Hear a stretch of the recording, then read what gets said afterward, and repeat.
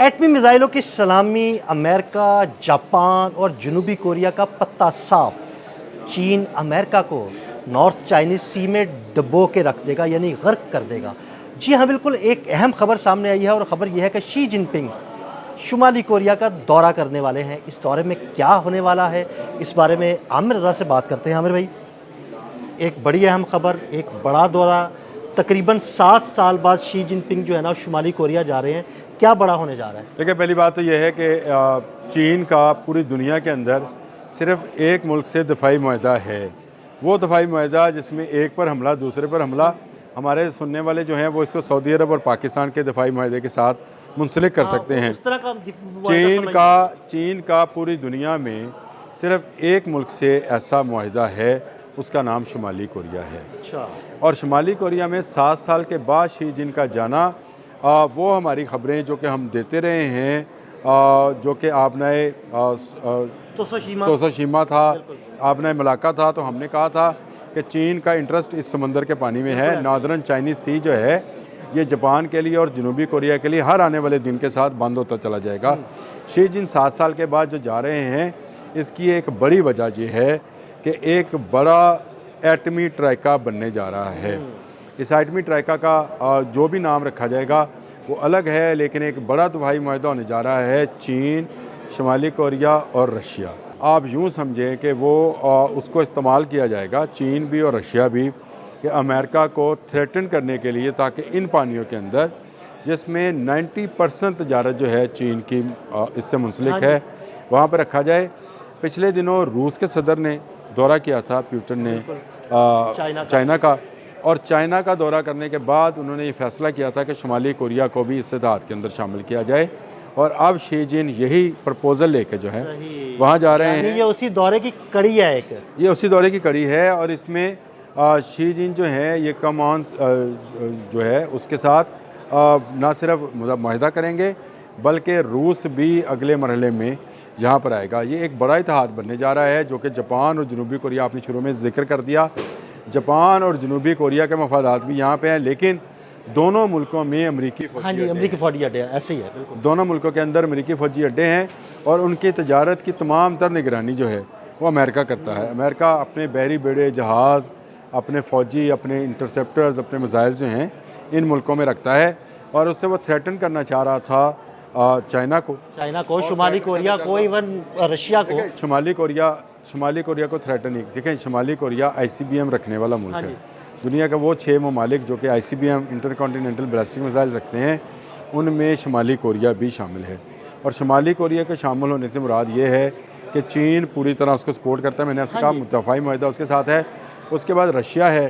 तो ये नज़र ये आता है कि चाइना अगले आने वाले दिनों में अमेरिका की एंट्री इस खत्ते में बयान कर रहा है। ये जो हमारा फार ईस्ट का एरिया है, जिसके अंदर ये सारे समंदर मौजूद हैं और उनके अंदर तिजारत जो है जापान की और कोरिया की होती है। ताइवान को घेरा जा रहा है। ताइवान एक और इशू है चीन के लिए। और ये गुज़िश्ता दिनों जब ट्रंप ने दौरा किया चाइना का, तो उन्होंने कहा भाई ये हमारी रेड लाइन है, इस पर कोई बात नहीं। बात की भी नहीं। ताइवान के मतलब जब सवाल हुआ ट्रंप से सवाल हुआ तो उसका जवाब बड़ा दिलचस्प था।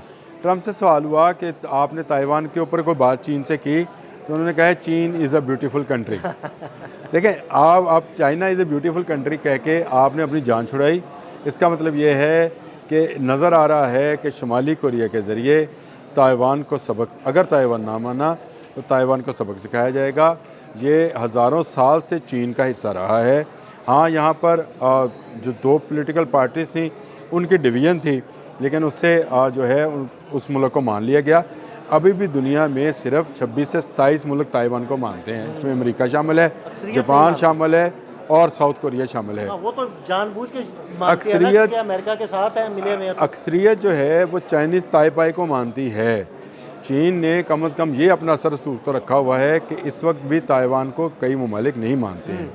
तो ये आने वाले दिनों में जब जंग होगी उसमें आपको नज़र आएगा कि अमेरिका, अगर यहाँ आपने लफ्ज़ भी इस्तेमाल कर लिया था कि अमेरिका अगर यहाँ पर मौजूद हुआ, जिस तरह उसका अब्राहम लिंकन यहाँ पर मौजूद था, कोई बड़े बहरी बेड़ा या कोई बड़ी कार्रवाई करने के लिए आया, ताइवान को बचाने के लिए आया, तो उसको इस नॉर्दर्न चाइनीज़ सी के अंदर इनको गर्क कर दिया जाएगा। ये एक बड़ा ट्राइका या इत्तेहाद बनने जा रहा है जो कि शुमाली कोरिया, चीन और रशिया के मबैन जो होगा।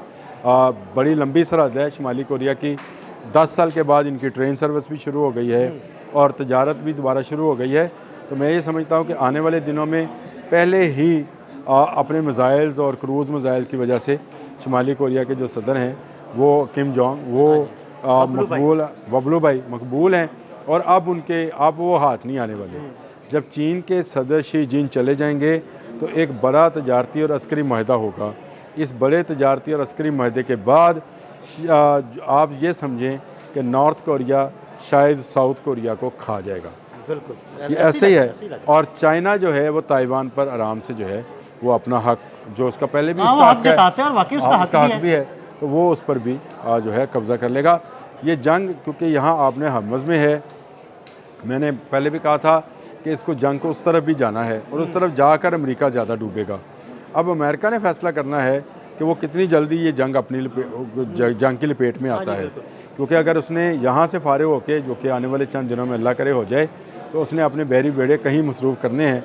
उसके लिए शायद उसने ये तरीका अख्तियार किया था, लेकिन ये तरीका उसको उलट पड़ेगा क्योंकि इसमें 3 मुल्कों का मफाद जो है इस नॉर्दर्न चाइनीज़ सी के अंदर मौजूद है।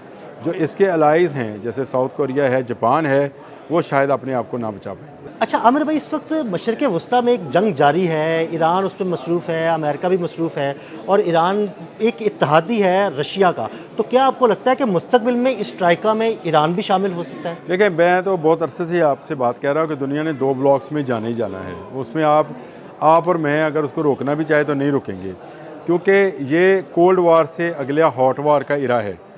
इसमें जंगें होनी हैं और जंगों में मुल्कों ने फ़ैसला करना है कि उन्होंने किस कश्ती के अंदर सवार होना है। इस वक्त दुनिया में अमेरिका को जो मार पड़ी ईरान के हाथों, उसके बाद ईरान बहुत इंपॉर्टेंस इख्तियार कर गया है। ईरान के पास मादनियात, तेल, गैस और जो रेयर अर्थ मिनरल्स हैं उनकी बड़ी मकदार दौलत से माला माल है। तो कोई मुल्क भी ये नहीं चाहेगा कि वो इसके साथ अलायंस ना करे, पहली बात। दूसरी बात है कि हमें भी पता है कि जो बैलिस्टिक मिसाइल्स टेक्नोलॉजी है, इसमें शुमाली कोरिया ने ईरान का बड़ा साथ दिया था। ऐसे ही है। देखें, ये वो टेक्नोलॉजी है जिसको लेकर इस वक्त इजराइल और अमेरिका भी थर थर कांपते हैं, क्योंकि उसके बैलिस्टिक मिसाइल्स रुक नहीं पा रहे हैं उनसे। हर आने वाले दिन में वो नया बैलिस्टिक मिसाइल जो है उसका तजर्बा करता है।